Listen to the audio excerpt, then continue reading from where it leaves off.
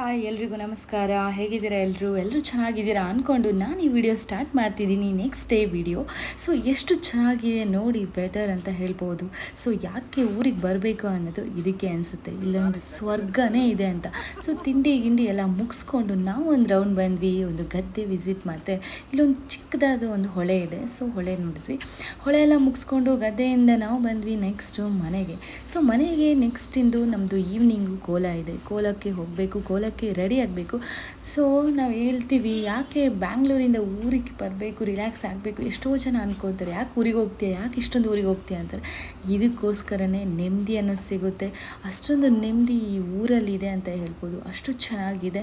ಎಷ್ಟು ಸಲ ಬಂದ್ರೂ ಬೋರ್ ಆಗದಿರೋ ಪ್ಲೇಸು ಅಂತ ಹೇಳ್ಬೋದು. ಆಮೇಲೆ ನಮ್ಮದೇ ಈ ಒಬ್ಬರಿಗೆ ಹುಷಾರಿರಲಿಲ್ಲ ಮನೆ ಹತ್ರದವರಿಗೆ.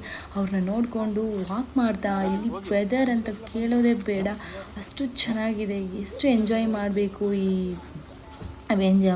ನೇಚರ್ನ ಅಂತ ಹೇಳೋಕ್ಕಾಗಲ್ಲ. ಅಷ್ಟು ಎಂಜಾಯ್ ಮಾಡಬೇಕು ಅನಿಸುತ್ತೆ.